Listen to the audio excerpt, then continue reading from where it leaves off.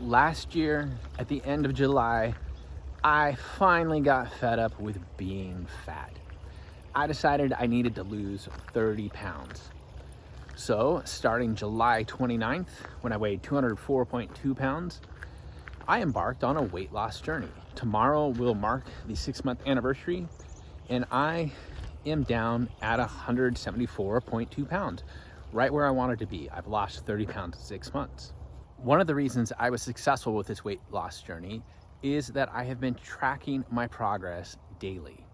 I keep a spreadsheet, and every morning after I weigh in, I sit down at my computer and I enter all of the information about that weigh-in. Over the years, I've learned that this sort of habit tracking is vital if I want to make any kind of change in my life. Take money, for instance. When I decided I wanted to get out of debt, one of the first things I did was start tracking my spending. I documented every penny that came into my life and every penny that left my life.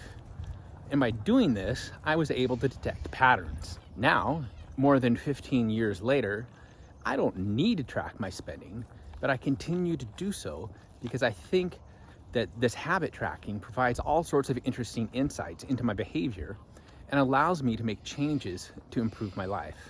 In 2021, I've decided to see if I can't make better use of my time. But in order to make better use of my time, I have to know how I'm actually using my time to begin with. To that end, I downloaded and installed an app called A Tracker on both my phone and my watch. And A Tracker allows me to log all of the different things I'm doing during the day. Like right now, I have a timer going because I'm doing the dog walk. So A Tracker knows I'm doing the dog walk. And I've also got a timer going for YouTube because I track how much time I spend making YouTube videos. So I have both of those going at once. Earlier this morning, when I was writing my Get Rich Slowly article, I had a timer going for Get Rich Slowly. So I am using A Tracker to document how I actually use my time. Not how I think I use my time, but how I actually use my time. And that's one of the biggest values of habit tracking. Habit tracking allows you to see what you actually do, not what you think you do. After 30 years of habit tracking in various forms, I've learned some important lessons, and I want to share those with you. I think the number one thing you need to know about habit tracking is that it doesn't work if you're not honest. Your goal when you're doing this is to document what your behavior is actually like. So it doesn't do any good, say you're tracking your diet, you're trying to figure out what you eat. It doesn't do any good if you don't write down that chocolate chip cookie you ate. And this brings up a second point. It's important to separate judgment from documentation. I know that a lot of people, when they're doing habit tracking, especially for the first time, they end up judging themselves. They end up trying to change their behavior in the middle of documenting it. And you've got to separate these two things. The documentation is purely informational. When you're writing down what you eat during the day, you're writing down what you actually eat. You're being completely honest, and you're not judging the behavior in that moment. You're just documenting it. There's a place for judgment later. As an example, with my personal finances, as I go throughout the year and I'm documenting my spending and my earning in Quicken, I'm not trying to make any changes as I'm recording the transactions. That's the wrong time to do it. Instead, if I think there's an issue, if I think I'm spending too much on something, for example, I set aside a specific time to analyze the spending information and then to make a decision. Often this time is the end of the year. After I get all of my information in on December 31st, or really it's usually like January 2nd or January 3rd, then I sit down and I look at my spending habits for the entire year.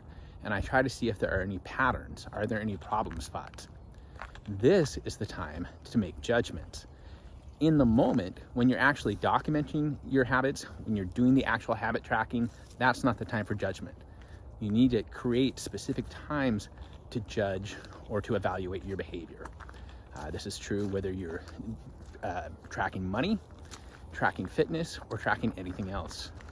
Yesterday, I read an amazing article that illustrates the power of habit tracking. This article, which I'll link to below, is from a guy who, for 3 years, for over 1,000 days, recorded everything that he wore. He documented what he spent on the items in his wardrobe. He documented how often he wore them, and he documented which items he liked the most. It was really interesting to read the article and see how he was able to use this information that he gleaned from habit tracking to then make better decisions about purchasing clothing. It's a perfect example of the power of this tool. And I think my weight loss, the 30 pounds that I've lost over the past 6 months, is another great example of the power of habit tracking. The bottom line, if you have a habit that you want to change, if there's something that you want to know about how you use your time, your money, or your energy, consider experimenting with habit tracking. It is an amazing tool to help reveal patterns in your life so that you can then, in the future, make changes that allow you to better pursue your goals.